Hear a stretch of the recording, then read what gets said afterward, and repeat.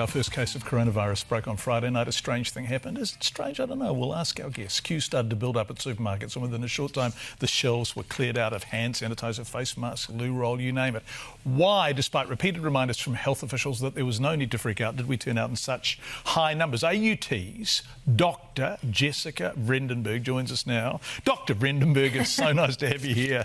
Good morning. Good morning. What was going on here? I didn't do it, but I kind of think I understand why people did. Why did they? There's a few different things at play here. So, I mean, they're sort of calling it panic buying, but panic is actually more of a uncontrollable sort of fear that drives irrational behavior. But this is actually more rational than we might think. It's actually more along the lines of planning ahead. So as humans, we are able to perceive risk that we might be exposed to, and as a result, we try and regain some sort of control over that risk. So if we perceive that there might be something that is harmful to us in the future, we want to do what we can and what's in our own control to mitigate that risk. So if this does, blow up in New Zealand, one thing we can do is be prepared by having stuff on our shelves. We don't necessarily have control over other parts of it. And that's a very good point, particularly in the context of the message we were getting from the Health Minister. I don't know if you saw from David Clark earlier about the buck stopping with us to self-quarantine. Yes. To make sure that our behaviour is appropriate. Yeah. So in a way, you could see this as a manifestation of that. Yeah, exactly. And that's, like you said, that's the information that's being given right now is if you are someone who's at risk, 14 days is sort of what you might need to be prepared for if you do have to go into quarantine. So being, having supplies to last that amount of time is a lot of what's sort of driving this as well.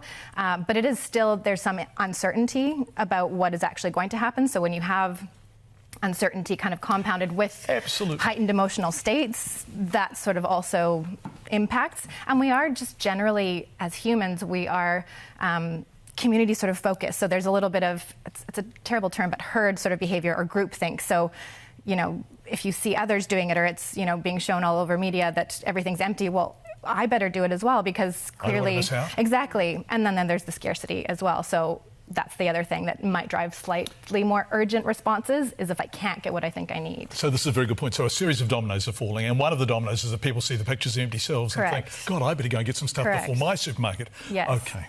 Yeah. So it's rational, but then when we think we can't get what we want, that's when we start to get a little bit more anxious and think that we're not going to be prepared in the way that we want to be prepared. And in times of uncertainty, we want to do what we can, right, to make ourselves feel as secure as we can. And as humans, we tend to be overly cautious, especially when it's uncertain, like you said, and err on the side of caution over not being prepared and over-prepare. So that's, a few different pieces. It's a fantastic insight, and it's the kind of insight your students would get if they were able to turn up. Now, I want to stress now, this is naughty of me to ask you this question because you are not mandated to talk on behalf of AUT, but you teach marketing? Do you teach marketing? Yeah. And if some of your youngsters not arrived, some of your students not arrived? Correct, yeah. So at AUT, we've actually been preparing over the last couple weeks, really, about how to sort of adapt our material and be able to present our content in online capacity. So we've got studios and tutorials running through online platforms, so they're sort of virtual, face-to-face at times that work for people that aren't able to get here. We've got our content online, our lectures are being recorded, so we've all been training up on sort of how to digitize quickly. Gosh, that's been a very quick response. Yeah. So if you were stuck, and I'm sorry to keep picking on China, but we know lots of students come to New Zealand from China, and we're very grateful for them. If you are stuck in mainland China, you can actually watch Dr. Jessica. You can. I'll be there every Thursday from 2 to 4. Tune in. How cool is that? Yeah. So and are people doing it? Are people tuning in, or is this just starting? We've done 1 week so far, and so we're into week 2 now. So there's still some, bugs to work out of the system in terms of all the technology. And of course, our poor media and tech team are, slightly overwhelmed by the sheer number of people that are needing the service. But everything worked for me last week. They recorded the slides, me talking, actually the full video of me wandering around and walking up and down and bugging the students.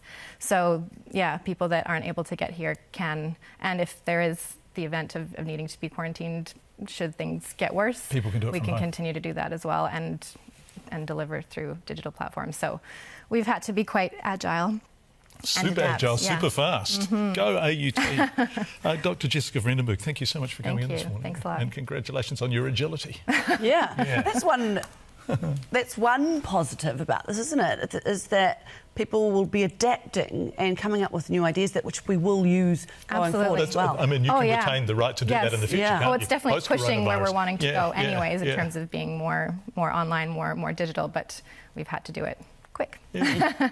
Fascinating. Thank you so much for coming in. We really appreciate it.